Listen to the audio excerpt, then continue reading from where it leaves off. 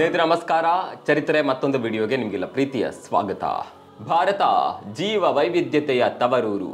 ಕಣ್ಣು ಹಾಯಿಸಿದ್ದಲ್ಲೆಲ್ಲ ಬಗೆ ಬಗೆಯ ಸಸ್ಯ ಪ್ರಭೇದಗಳು ಕಾಣೋದಕ್ಕೆ ಸಿಗ್ತಾವೆ. ಹೀಗೆ ನಮ್ಮ ಪರಿಸರದಲ್ಲಿರುವ ಸಸ್ಯಗಳಲ್ಲಿ ಹಲವು ಹವಾಮಾನಕ್ಕೆ ಅನುಗುಣವಾಗಿ ಹುಟ್ಟಿ ಬೆಳೆಯುತ್ತವೆ. ಇನ್ನು ಕೆಲವು ಸಸ್ಯಗಳನ್ನ ವಿದೇಶಗಳಿಂದ ತಂದು ಪೋಷಿಸಲಾಗುತ್ತದೆ. ಅವುಗಳಲ್ಲಿ ಅದೆಷ್ಟೋ ಸಸ್ಯ ಪ್ರಭೇದಗಳು ವಾತಾವರಣಕ್ಕೆ ವರವಾಗಿ ಪರಿಣಮಿಸಿದ್ರೆ ಇನ್ನು ಕೆಲವು ಶಾಪವಾಗಿ ಮಾರ್ಪಾಡಾಗಿದೆ. ಅದರಲ್ಲೂ ವಿದೇಶಿ ಸಸ್ಯಗಳು ಆಕ್ರಮಣಕಾರಿಯಾಗಿದ್ದು ಪರಿಸರ ವ್ಯವಸ್ಥೆ ಹದಗೆಡಲು ಕಾರಣವಾಗಿದೆ. ಕೆಲವು ದಿನಗಳ ಹಿಂದೆ ಜೀವ ವೈವಿಧ್ಯ ಮತ್ತು ಪರಿಸರ ವ್ಯವಸ್ಥೆ ಸೇವೆಗಳ ಅಂತರ ಸರ್ಕಾರಿ ವೇದಿಕೆ ಆಕ್ರಮಣಕಾರಿ ಅನ್ಯಜೀವಿಗಳ ವರದಿ ಮಾಡಿತ್ತು. ಅದರ ಸಂಯೋಜಕ ಕೆ.ವಿ. ಶಂಕರನ್ 7 ಸಸ್ಯಗಳು ಭಾರತದಲ್ಲಿ ಅಪಾರ ಪ್ರಮಾಣದಲ್ಲಿ ಹಾನಿಯುಂಟು ಮಾಡ್ತಿವೆ ಅಂತ ಕಳವಳ ವ್ಯಕ್ತಪಡಿಸಿದ್ದಾರೆ. ಹಾಗಾದರೆ ಭಾರತದಲ್ಲಿ ಪರಿಸರ ವ್ಯವಸ್ಥೆಯನ್ನ ಹಾಳುಗೆಡವುತ್ತಿರುವ ಸಸ್ಯ ಪ್ರಭೇದಗಳು ಯಾವುವು? ಆ ಸಸ್ಯಗಳು ಯಾವ ದೇಶದಿಂದ ಬಂದವು? ಅವುಗಳಿಂದ ಆಗ್ತಾ ಇರುವ ಅನುಕೂಲ ಹಾಗೂ ಅನಾನುಕೂಲಗಳು ಏನೇನು ಎಲ್ಲವನ್ನ ಇವತ್ತಿನ ಈ ವಿಡಿಯೋದಲ್ಲಿ ತೋರಿಸ್ತೀವಿ ನೋಡಿ.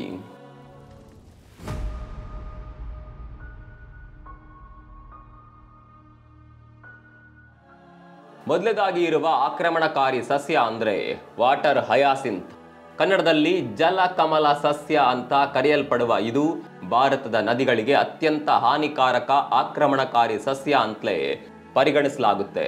ಮೂಲತಃ ದಕ್ಷಿಣ ಅಮೆರಿಕಾದ ಅಮೆಜಾನ್ ನದಿ ತೀರದಲ್ಲಿ ಕಂಡುಬರುವಂತಹ ಸಸ್ಯ ಇದಾಗಿದೆ. ತಿಳಿ ನೀಲಿ ಹಳದಿ ಮಿಶ್ರಿತ ಬಣ್ಣದ ಈ ಹೂವು ನೋಡೋದಕ್ಕೆ ಸುಂದರವಾಗಿದ್ದು ಕಣ್ಮನ ಸೆಳೆದು ಬಿಡುತ್ತೆ. ತನ್ನ ಸೌಂದರ್ಯದಿಂದ ಈ ಸಸ್ಯವು ಭಾರತವನ್ನ ಆಕರ್ಷಿಸಿ 19ನೇ ಶತಮಾನದ ಕೊನೆಯ ಭಾಗದಲ್ಲಿ ಭಾರತಕ್ಕೆ ಅಲಂಕಾರಿಕ ಸಸ್ಯವಾಗಿ ತರಲಾಯಿತು. ದುರದೃಷ್ಟವಶಾತ್ ಅದು ಇಲ್ಲಿನ ಹವಾಮಾನಕ್ಕೆ ಬೇಗ ಹೊಂದಿಕೊಂಡು ನೀರಿನ ಪ್ರದೇಶಗಳಲ್ಲಿ ವೇಗವಾಗಿ ಬೆಳೆಯಿತು. ಜಲಕಮಲವು 1 ವಾರದೊಳಗೆ 8 ರಿಂದ 10 ಸೆಂಟಿಮೀಟರ್ ಎತ್ತರ ಬೆಳೆಯುತ್ತೆ. ಕೇವಲ ಕೆಲವು ತಿಂಗಳುಗಳಲ್ಲಿ ಸಂಪೂರ್ಣ ಕೆರೆಯನ್ನೇ ಆವರಿಸಿಬಿಡುತ್ತೆ. ಇದರಿಂದಾಗಿ ಸೂರ್ಯ ರಶ್ಮಿ ನೀರನ್ನ ತಲುಪದೆ ಉಳಿದ ಜಲಸಸ್ಯಗಳು ಸಾಯೋದಕ್ಕೆ ಈ ಜಲಕಮಲ ಕಾರಣವಾಗಿ ಬಿಡುತ್ತೆ. ಆಮ್ಲಜನಕ ಕೂಡ ಸರಿಯಾಗಿ ಪೂರೈಕೆ ಆಗದೆ ಮೀನುಗಳು ಮತ್ತು ಇತರೆ ಜಲಚರಗಳು ಸತ್ತು ಹೋಗ್ತಾವೆ. ಜಲಕಮಲದ ನಡುವೆ ನಿಂತ ನೀರು ಮಲೇರಿಯಾ, ಡೆಂಗ್ಯೂ, ಚಿಕನ್ ಗುನ್ಯಾ ಮುಂತಾದ ರೋಗಗಳು ಹರಡಲು ಪೂರಕವಾದ ವಾತಾವರಣ ಸೃಷ್ಟಿಸುತ್ತೆ. ಇಷ್ಟು ಮಾತ್ರವಲ್ಲದೆ ಜಲಾಶಯಗಳಲ್ಲಿ ಜಲಕಮಲಗಳು ಬೆಳೆದ್ರೆ ನೀರಿನ ಸಂಗ್ರಹಣೆ ಕಡಿಮೆ ಆಗುತ್ತೆ ಮತ್ತು ಹೈಡ್ರೋ ಪವರ್ ಯೋಜನೆಗಳಿಗೆ ತೊಂದರೆ ಉಂಟು ಮಾಡುತ್ತೆ. ಇದೀಗ ಅಂಟಾರ್ಟಿಕಾ ಖಂಡವನ್ನ ಹೊರತುಪಡಿಸಿ ಮತ್ತೆಲ್ಲ ಖಂಡಗಳಲ್ಲೂ ತನ್ನ ಸಾಮ್ರಾಜ್ಯವನ್ನ ವಿಸ್ತರಿಸಿಕೊಂಡಿದೆ.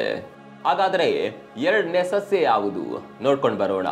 ಮಾರ್ಗದ ಬದಿಯಲ್ಲಿ ಅಂಗಳದ ಮೂಲೆಯಲ್ಲಿ ಗುಲಾಬಿ, ಹಳದಿ, ಕೇಸರಿ, ಬಿಳಿ ಹೀಗೆ ವರ್ಣರಂಜಿತವಾಗಿರುವ ಹೂಗಳನ್ನು ಅರಳಿಸುವ ಗಿಡ ಅತ್ಯಂತ ಆಕ್ರಮಣಕಾರಿ ಸಸ್ಯ ಅಂತ ಯಾರು ಊಹಿಸೋದಕ್ಕೆ ಸಾಧ್ಯನಾ? ಆದರೆ ಲಂಟನ ಕ್ಯಾಮರಾ ಎನ್ನುವ ಹೆಸರಿನಿಂದ ಕರೆಯಲ್ಪಡುವ ಈ ಸಸ್ಯ ಪ್ರಭೇದವು ವಿಪರೀತ ಆಕ್ರಮಣಕಾರಿ. ಇದು ಅಮೆರಿಕದ ಉಷ್ಣವಲಯಕ್ಕೆ ಸೇರಿದ ಸಸ್ಯವಾಗಿದ್ದು ಭಾರತದಲ್ಲಿ ಅಲಂಕಾರಿಕವಾಗಿ ಬಳಸಲಾಗುತ್ತೆ. ನೀರಿನ ಅಗತ್ಯವಿಲ್ಲದೆ ಬೆಳೆಯುವ ಈ ಸಸ್ಯ ವಿಷಕಾರಿ ಟ್ರೈಟಾಫ್ರಿನ್ಗಳನ್ನ ಹೊಂದಿರುತ್ತೆ. ಜಾನುವಾರುಗಳಿಗೆ ಆಹಾರವಾಯಿತು ಎಂದು ಈ ಸಸ್ಯದ ಸೊಪ್ಪನ್ನ ನೀಡಿದ್ರೆ ಅವುಗಳು ಯಕೃತ್ತಿನ ನೋವು, ಹೊಟ್ಟೆಯುಬ್ಬರ ಮತ್ತು ಕಾಮಲೆಯನ್ನುಂಟು ಮಾಡುತ್ತವೆ. ಹಸಿರು ಲಂಟನ ಹಣ್ಣುಗಳನ್ನ ಸೇವಿಸುವ ಮಕ್ಕಳಲ್ಲಿ ಮಾರಕ ವಿಷಪ್ರಾಶನ ಆಗುತ್ತೆ ಎಂದು ಸೈನ್ಸ್ ಡೈರೆಕ್ಟ್ ವರದಿ ಹೇಳುತ್ತೆ. ಇಷ್ಟು ಮಾತ್ರವಲ್ಲದೆ ಈ ಸಸ್ಯವು ಮಣ್ಣಿನಿಂದ ಬಹಳಷ್ಟು ಪೋಷಕಾಂಶಗಳನ್ನ ಹೊರತೆಗೆಯುತ್ತದೆ. ಆದರೆ ಇದನ್ನ ಸಾಂಪ್ರದಾಯಿಕ ಗಿಡಮೂಲಿಕೆ ಔಷಧಗಳಲ್ಲಿ ಆಂಟಿ ಮೈಕ್ರೋಬಿಯಲ್, ಶಿಲೀಂಧ್ರನಾಶಕ ಮತ್ತು ಕೀಟನಾಶಕವಾಗಿ ಬಳಸಲಾಗುತ್ತೆ. ಗ್ಯಾಸ್ಟ್ರಿಕ್ ಅಲ್ಸರ್, ಕುಷ್ಠರೋಗ, ಚಿಕನ್ ಪಾಕ್ಸ್ ಮತ್ತು ಉಬ್ಬಸದಂತಹ ರೋಗಗಳಿಗೆ ಉತ್ತಮ ಮದ್ದು. ಹೂವುಗಳು ಮಕರಂದವನ್ನ ಯಥೇಚ್ಛವಾಗಿ ನೀಡುವ ಕಾರಣ ಜೇನುಹುಳುಗಳು ಮುತ್ತಿಕ್ಕುತ್ತವೆ. ಟಾಲೋಟೆಲ್, ಬರ್ಡ್ವಿಂಗ್ ಚಿಟ್ಟೆಗಳು, ಸ್ಕಿಪ್ಪರ್ಗಳು ಮತ್ತು ಬ್ರಷ್ ಫೂಟೆಡ್ ಚಿಟ್ಟೆಗಳು ಹೆಚ್ಚಾಗಿ ಇದೇ ಹೂವುಗಳನ್ನ ಆಶ್ರಯಿಸುತ್ತವೆ. ನೆಲದಿಂದ 1-2 ಮೀಟರ್ ಎತ್ತರಕ್ಕೆ ಪೊದೆಯಂತೆ ಬೆಳೆಯುವ ಈ ಸಸ್ಯಗಳು ಬೀಜಗಳ ಮುಖಾಂತರವಾಗಿ ಸಂತತಿಯನ್ನ ಹೆಚ್ಚುಗೊಳಿಸುತ್ತವೆ. ಇದರ ಎಲೆಗಳು ಒರಟಾಗಿದ್ದು ವಾಸನೆಯಿಂದ ಕೂಡಿರುತ್ತದೆ. ಸುಂದರವಾಗಿರುವ ಈ ಸಸ್ಯಗಳು ಜನರನ್ನ ಆಕರ್ಷಿಸುವುದು ಮಾತ್ರವಲ್ಲ, ತನ್ನ ವ್ಯಾಪ್ತಿಯನ್ನ ಉದ್ದಗಲಕ್ಕೂ ಹರಡಿಬಿಡುತ್ತೆ. ಇನ್ನು 3ನೇ ಸಸ್ಯ ಯಾವುದು ಅಂತ ನೋಡಿದ್ರೆ ದಕ್ಷಿಣ ಮೆಕ್ಸಿಕೋ ಮತ್ತು ಉತ್ತರ ಅಮೆರಿಕ ಮೂಲದ ಲುಕೇನಾ ಲ್ಯೂಕೋಸೆಫೆಲಾ ಸಸ್ಯವು ಅತ್ಯಂತ ಕೆಟ್ಟ ಆಕ್ರಮಣಕಾರಿ ಸಸ್ಯ. ಹುಣಸೆ ಗಿಡದ ಎಲೆಗಳ ಸಾಮ್ಯತೆಯನ್ನ ಹೊಂದಿರುವ ಈ ಸಸ್ಯವನ್ನ ನದಿ ಹುಣಸೆ ಗಿಡ ಅಂತ ಕರೆಯಲಾಗುತ್ತೆ. ಹಳದಿ ಬಣ್ಣದ ಕುಸುಮ ಹೂಗಳು ಈ ಸಸ್ಯದ ಆಕರ್ಷಣೆಯ ಕೇಂದ್ರ. ಈ ಸಸ್ಯವು ಪ್ರೋಟೀನ್ ಭರಿತ ಎಲೆಗಳನ್ನು ಹೊಂದಿರುವ ಪೊದೆ ಸಸ್ಯವಾಗಿದೆ. ಇದರಲ್ಲಿರುವ ಮೈಮೋಸಿನ್ ಎಂಬ ಹಾನಿಕಾರಕ ರಾಸಾಯನಿಕ ಹಂದಿಗಳು ಮತ್ತು ಕುದುರೆಗಳಿಗೆ ವಿಷಕಾರಿಯಾಗಿದೆ. ಆದರೆ ಈ ಸಸ್ಯದ ಬೀಜಗಳನ್ನ ಇಂಡೋನೇಷ್ಯಾ, ಥೈಲ್ಯಾಂಡ್, ಮೆಕ್ಸಿಕೋದಲ್ಲಿ ಆಹಾರವನ್ನಾಗಿ ಬಳಸಲಾಗುತ್ತೆ. ಬೀಜವನ್ನ ಬಳಸಿ ಮಾಡುವ ಅಡುಗೆಯು ವಿಷವನ್ನ ತೆಗೆದುಹಾಕುತ್ತೆ ಎಂದು ನಂಬಲಾಗಿದೆ. ಆಸ್ಟ್ರೇಲಿಯಾದಲ್ಲಿ ಜಾನುವಾರುಗಳ ಮೇವಿಗಾಗಿ ಈ ಸಸ್ಯವನ್ನ ಬಳಸಲಾಗುತ್ತೆ. ಲ್ಯುಕೇನಾ ಲ್ಯೂಕೆಸೆಫೆಲಾ ಮರದ ತಿರುಳು ಕಾಗದ ಉದ್ಯಮಕ್ಕೆ ಹೆಸರುವಾಸಿ. ಆಂಧ್ರಪ್ರದೇಶದ, ತೆಲಂಗಾಣದ ರೈತರು ಕೈಗಾರಿಕಾ ಬೆಳೆಯನ್ನಾಗಿ ಇದನ್ನ ಬೆಳೀತಾರೆ. ಬಹು ಉಪಯೋಗಗಳಿಗೆ ಈ ಸಸ್ಯವನ್ನ ಬಳಸಲಾಗುತ್ತದೆಯಾದರೂ ಆಕ್ರಮಿಸುವ ವೇಗವು ಅತಿಯಾಗಿದೆ. ನಗರ ಪ್ರದೇಶಗಳಲ್ಲಿ ಬೇಗನೆ ಬೆಳೆಯುವ ಈ ಸಸ್ಯಗಳು ಮಳೆ, ಗಾಳಿಗೆ ಅಷ್ಟೇ ಬೇಗನೆ ನೆಲಕ್ಕುರುಳಿ ಹಾನಿಯನ್ನುಂಟು ಮಾಡುತ್ತವೆ. ಇದನ್ನ ಭಾರತದಲ್ಲಿ ಮೇವಿಗಾಗಿ ಮತ್ತು ಮಣ್ಣಿನಲ್ಲಿ ಸಾರಜನಕವನ್ನ ಸರಿಪಡಿಸುವುದಕ್ಕಾಗಿ ಬೆಳೆಸಲಾಯಿತು. ಸ್ನೇಹಿತರೆ, ನಿಮಗೆ ಗೊತ್ತಾ, ಕಮ್ಯುನಿಸ್ಟ್ ಗಿಡವೆಂದೇ ಬಾಯಿ ಮಾತಲ್ಲಿ ಪ್ರಸಿದ್ಧವಾದ ಕ್ರೋಮೊಲೇನಾ ಒಡೋರಾಟಾ ಅತ್ಯಂತ ಆಕ್ರಮಣಕಾರಿ ಸಸ್ಯವಾಗಿದೆ.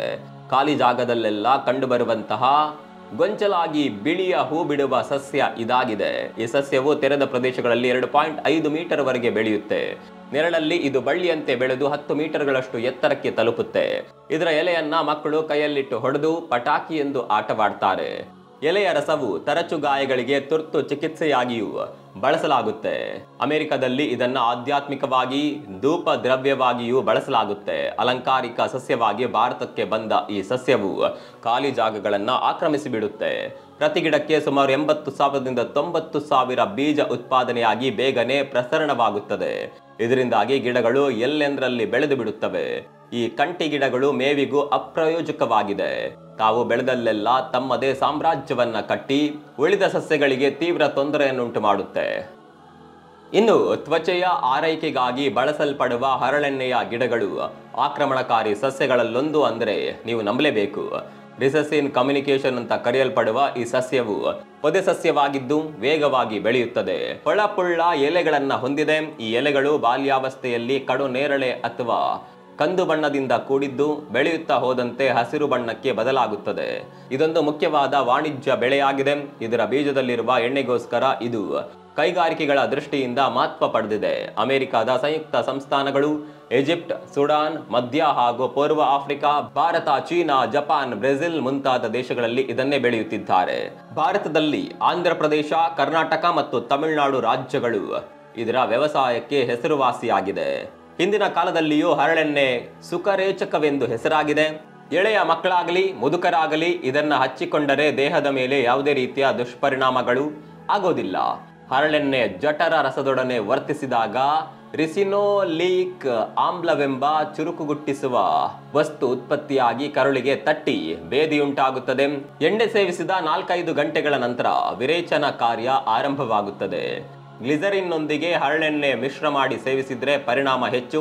ಎಣ್ಣೆಯನ್ನ ಅತಿಸಾರ, ಮೂಲವ್ಯಾಧಿ, ಸಂಧಿವಾತ, ಕಟಿವಾಯು, ಹೊಟ್ಟೆ ನುಲಿತ ಮುಂತಾದ ರೋಗಗಳಿಗೂ ಬಳಸ್ತಾರೆ. ಕೆಲವು ಬಗೆಯ ಕಣ್ಣಿನ ಊತಗಳಿಗೆ ಹರಳೆಣ್ಣೆಯ ಬಳಕೆಯಿಂದ ತಾತ್ಕಾಲಿಕ ಪರಿಹಾರ ಸಿಗುತ್ತದೆ. ಕೇವಲ ಎಣ್ಣೆ ಮಾತ್ರ ಅಲ್ಲ, ಬೇರು, ಬೀಜ, ಎಲೆ ಇವುಗಳಲ್ಲಿಯೂ ಔಷಧೀಯ ಗುಣಗಳಿವೆ.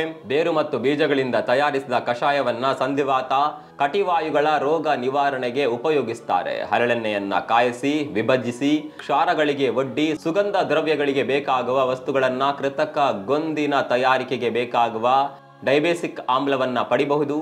ಮೇರುಗೆಣ್ಣೆ, ಮುದ್ರಣ ಬಣ್ಣ, ನೈಲಾನ್ ದಾರ ಮುಂತಾದವುಗಳ ತಯಾರಿಕೆಯಲ್ಲಿ ಬಳಸ್ತಾರೆ. ಕಾಂಡದಿಂದ ಕಾಗದ ತಯಾರಿಕೆ ಬೇಕಾದ ಮೂಲ ವಸ್ತುವನ್ನ ತಯಾರಿಸಬಹುದು. ಎಲೆಗಳನ್ನ ರೇಷ್ಮೆ ಹುಳುಗಳಿಗೆ ಆಹಾರವಾಗಿ ಹಾಕ್ತಾರೆ.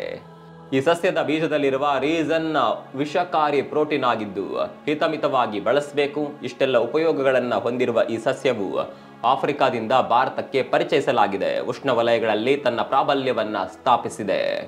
ಇನ್ನು ಮತ್ತೊಂದು ಸಸ್ಯ ಯಾವುದು ಅಂತ ಕುತೂಹಲ ನಿಮ್ಮಲ್ಲೂ ಕೂಡ ಇರಬಹುದು. ಅದು ಸ್ವರ್ಗದ ಮರವೆಂದೇ ಕರೆಯಲ್ಪಡುವ ಐಲಾಂಥಸ್ ಮರವು ಚೀನಾದಲ್ಲಿ ಪ್ರಸಿದ್ಧಿಯನ್ನ ಪಡೆದಿರುವ ಸಸ್ಯ. ಮಾರ್ಗಗಳ ಬದಿಯಲ್ಲಿ ಅಲಂಕಾರಿಕವಾಗಿ ಕಾಣಿಸುವ ಸಲುವಾಗಿಯೇ ಈ ಸಸ್ಯವನ್ನ ಭಾರತಕ್ಕೆ ಪರಿಚಯಿಸಲಾಯಿತು. ಈ ಮರದ ಬೇರು, ಎಲೆಗಳನ್ನ ಜ್ವರ, ರಕ್ತದ ಸಮಸ್ಯೆ, ದೇಹದ ಸುಸ್ತು ಕಡಿಮೆ ಮಾಡಲು ಬಳಸಲಾಗುತ್ತೆ. ಮಾತ್ರವಲ್ಲದೆ ಪರಿಸರದಲ್ಲಿ ಹಾನಿಕಾರಕ ಗಾಳಿಯನ್ನ ತಡೆಯಲು ಉಪಯೋಗಿಸಲಾಗುತ್ತದೆ. ಆದರೆ ಬೀಜದ ಸಹಾಯದಿಂದ ಅತ್ಯಂತ ವೇಗವಾಗಿ ಬೆಳೆಯುವ ಈ ಸಸ್ಯಗಳು ತನ್ನ ಸಮೀಪದ ಇತರೆ ಜೀವ ಮೂಲಗಳನ್ನ ನಿರ್ನಾಮಗೊಳಿಸುತ್ತೆ. 15ರಿಂದ 25 ಮೀಟರ್ ಎತ್ತರ ಬೆಳೆಯುವ ಈ ಸಸ್ಯಗಳು ನೀರಿನ ಸಹಾಯವಿಲ್ಲದೆ ಬೆಳೆಯುತ್ತದೆ. ಎಲ್ಲ ಕಾಲಮಾನಕ್ಕೂ ಹೊಂದಿಕೆಯಾಗಿದ್ದು ಆಕ್ರಮಣಶೀಲತೆಯನ್ನ ಹೊಂದಿದೆ. ವರದಿಗಳ ಪ್ರಕಾರ 7ನೆಯ ಆಕ್ರಮಣಕಾರಿ ಸಸ್ಯವೆಂದರೆ ಕಪ್ಪು ಮಿಡತೆ ಎಂದು ಕರೆಯಲಾಗುವ ಸ್ಯೂಡೋ ಅಕೇಶಿಯಾ ಸಸ್ಯವು ಉತ್ತರ ಆಫ್ರಿಕಾ ಮೂಲದ ಸಸ್ಯ. ಇದು ಬಿಳಿ ಬಣ್ಣದ ಹೂವುಗಳನ್ನು ಹೊಂದಿರುತ್ತದೆ.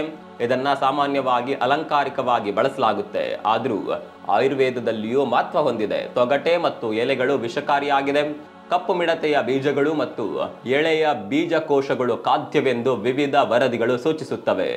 ಈ ಸಸ್ಯಗಳು ಅತ್ಯಂತ ಬೇಗ ಬೆಳೆಯುವ ಸಸ್ಯಗಳಾಗಿದ್ದು ಎತ್ತರವಾಗಿ ಹಬ್ಬುತ್ತವೆ. ಶುಭ್ರ ಬಿಳಿ ಬಣ್ಣದ ಹೂವುಗಳಿಂದ ಆಕರ್ಷಿಸುತ್ತವೆ. ಪ್ರತಿಯೊಂದು ಹೂವಿನಲ್ಲಿಯೂ ಅಪಾರ ಪ್ರಮಾಣದ ಮಕರಂದವಿದ್ದು ಜೇನು ಹುಳುಗಳನ್ನ ತನ್ನತ್ತ ಸೆಳೆಯುವ ಗುಣವನ್ನ ಹೊಂದಿದೆ. ಜೀವ ವೈವಿಧ್ಯತೆಯನ್ನ, ಪರಿಸರವನ್ನ ಆಕ್ರಮಿಸುವ ಗುಣವನ್ನ ಈ ಸಸ್ಯವು ಹೊಂದಿದೆ. ಸ್ನೇಹಿತರೆ, ಈ 7 ಸಸ್ಯಗಳು ಮಾತ್ರವಲ್ಲ, ಇನ್ನು ಅದೆಷ್ಟೋ ಆಕ್ರಮಣಕಾರಿ ಸಸ್ಯಗಳು ನಮ್ಮ ಪರಿಸರದಲ್ಲಿವೆ. ಇವುಗಳ ನಿಯಂತ್ರಣಕ್ಕಾಗಿ ಎಲ್ಲರೂ ಗಮನ ವಹಿಸಬೇಕು. ಜೈವಿಕ ಹಾಗೂ ರಾಸಾಯನಿಕ ವಿಧಾನಗಳನ್ನು ಬಳಸುತ್ತಾ ನಮ್ಮ ಸುತ್ತಮುತ್ತಲಿನ ಪರಿಸರದಲ್ಲಿ ಗಿಡಗಳ ಸಂಖ್ಯೆಯನ್ನ ಕಡಿಮೆಗೊಳಿಸಬೇಕು. ಇದೇ ನಾವು ಪರಿಸರಕ್ಕೆ ಕೊಡುವ ಕೊಡುಗೆ. ಈ ವಿಚಾರದ ಬಗ್ಗೆ ನಿಮ್ಮ ಅಭಿಪ್ರಾಯವನ್ನ ಕಾಮೆಂಟ್ ಮಾಡಿ. ಮತ್ತೊಂದು ವಿಡಿಯೋದಲ್ಲಿ ಸಿಗೋಣ. ಅಲ್ಲಿವರೆಗೂ ನಮಸ್ಕಾರ.